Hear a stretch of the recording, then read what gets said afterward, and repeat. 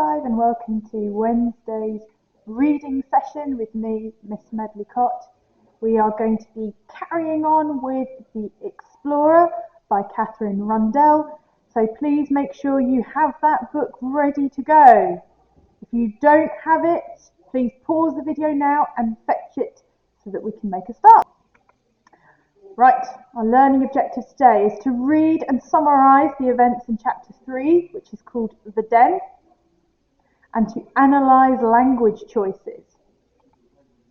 Now, if you'll remember, at the end of yesterday's session, I asked you to use 5 words to describe the setting.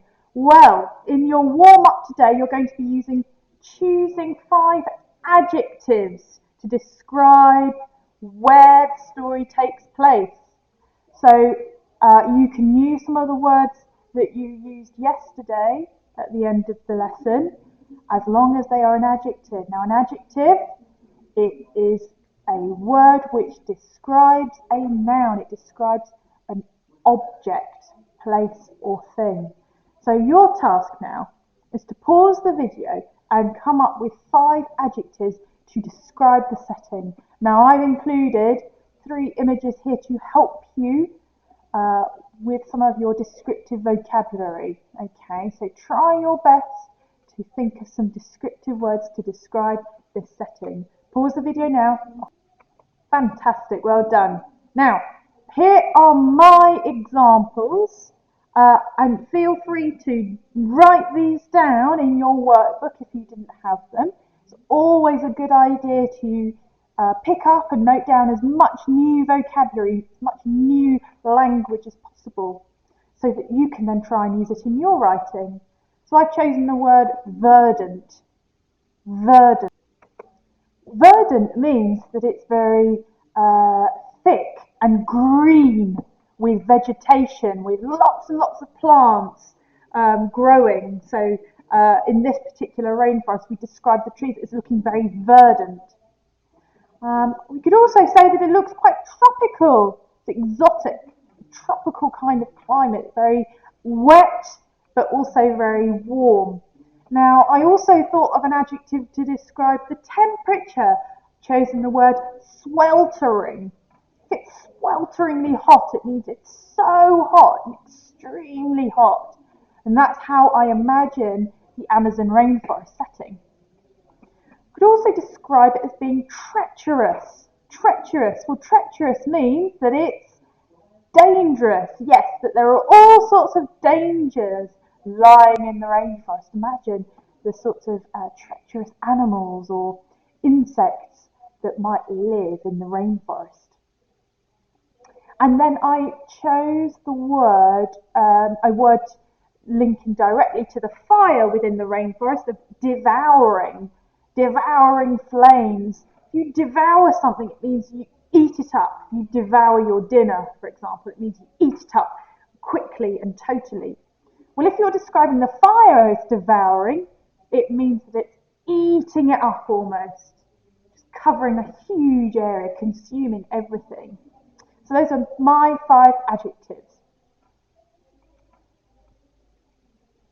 Right then, so we are going to move along in our story to the Den, which is the chapter of this title, and we are going to be focusing on an extract here from pages 18 and 19, so please feel free in your books to turn to those pages and you can follow where I'm reading with your finger. It was ferociously hot, and he was still alive. Those were the first thoughts that came to Fred as he opened his eyes and found himself staring straight up at the Brazilian. The 2 girls were asleep next to him. Both of them were covered in blood and scabs, but they were breathing easily. Con had her thumb in her mouth.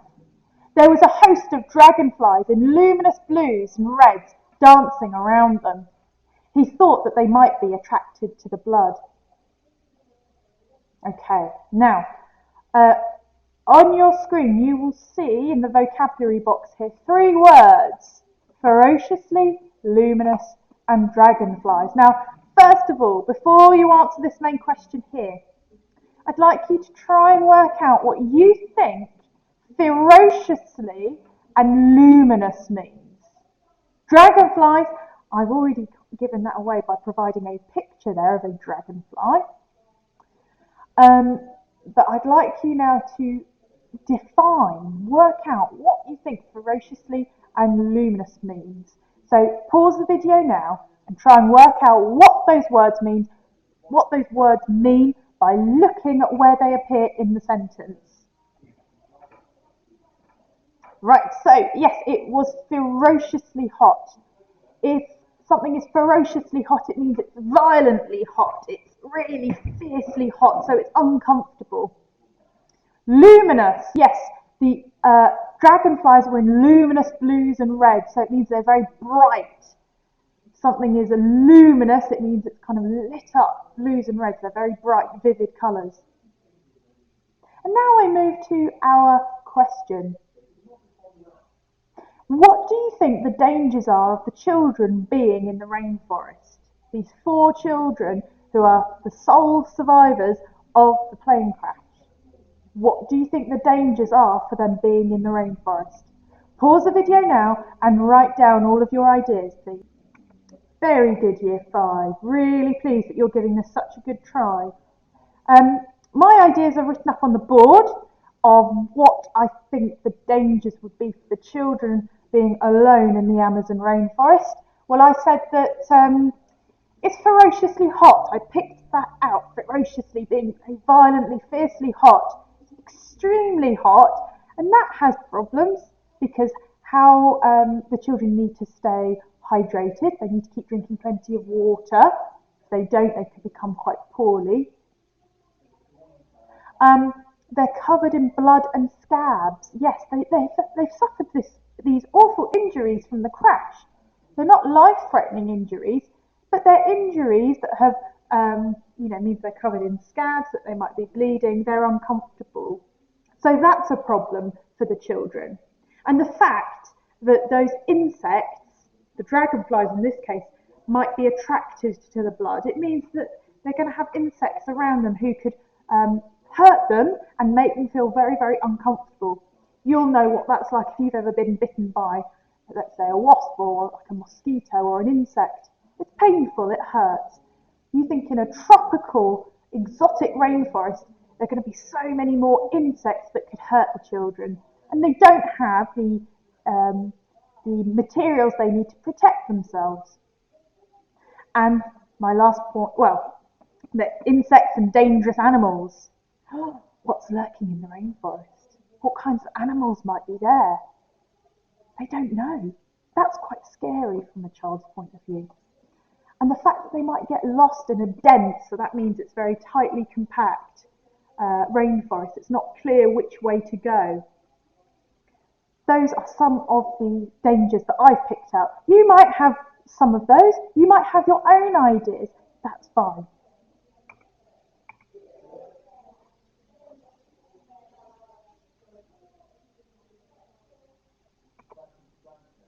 Let's move along now to pages 24 and 25.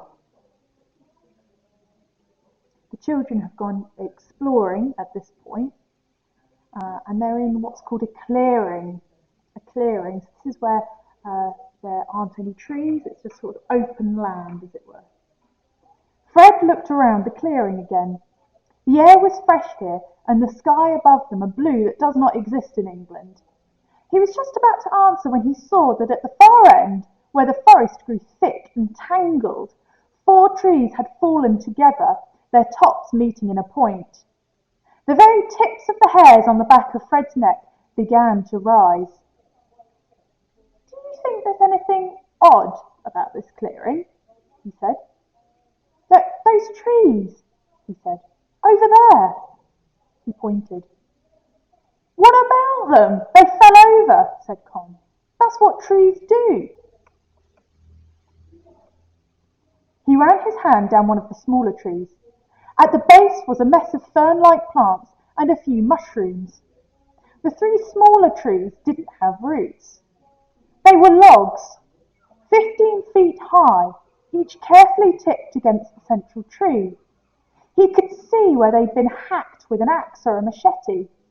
Ferns had grown or been planted, Fred thought, at their bases disguising the places where the cuts showed.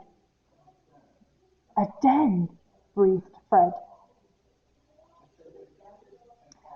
So, as you can see, at the bottom of each page you have the vocabulary boxes. So on the previous page we had clearing, which I explained was an open ground, nothing,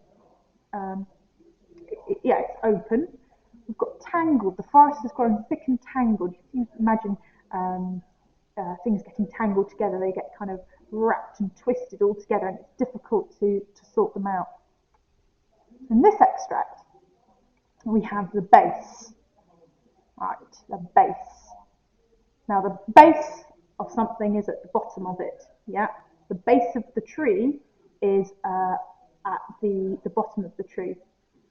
Fern-like plants. Well, I've included a picture there. This is the type of plant. We have the word hacked. You hack at something, it means you're chopping really quite wildly and in a strong and powerful way with an axe or a machete. So a machete looks like this. It's a thick, long knife. So you would hack with that. So you can imagine that the logs have been chopped down. All right. Now, looking at those extracts, what I'd like you to do now as your activity is to answer what clues are there that indicate or suggest, that tell us that the den has been made by someone or something rather than being a natural creation. So, in other words, what evidence is there that the den has been created by someone or something? It hasn't just sort of grown like that. Because Fred suspects there's something odd about it. He thinks it might be made by someone or something. But try and now find the examples that indicate that the den has been made by someone. Pause the video now. Off you go. Okay, let's go through the answers then. So we're looking at these two extracts on pages 24 and 25. Now I've highlighted where I think the clues are that suggest or indicate, that tell us that the den has been man-made rather than it's a naturally created den. So on that first extract, I picked out that 4 trees had fallen together, their tops meeting in a point. Coincidence? It could be. Seems a bit strange though. That could be a clue. We look now at the next slide, that the logs had been carefully tipped against the central tree. So if that's the central tree, they've all been tipped against it carefully, which suggests that someone or something has put them there. Fred can also see that the logs had been hacked with an axe or a machete. Well, someone has to hold on to an axe or machete. It can't just naturally happen. So that's another clue that suggests that someone or something has created this den. And then the ferns. These ferns had grown, or Fred thought they might have been planted. Someone might have planted them. So these are all clues that could support the idea that there's someone else who has been there at this particular part of the rainforest. Right then, Year 5, we're now at the end of the session. The last activity I'd like you to do is to design your own den within the Amazon rainforest. So this is your chance to be creative, to create your own den, or it's like a tent almost, a kind of little space. You might like to use some of the ideas from the book. You might already have an idea in your head of how you'd like this to look. And remember, it's within the Amazon rainforest. So thinking about the setting we've discussed. If you want to go back in the video and look at the images, the pictures of the rainforest that I have included, then please do so.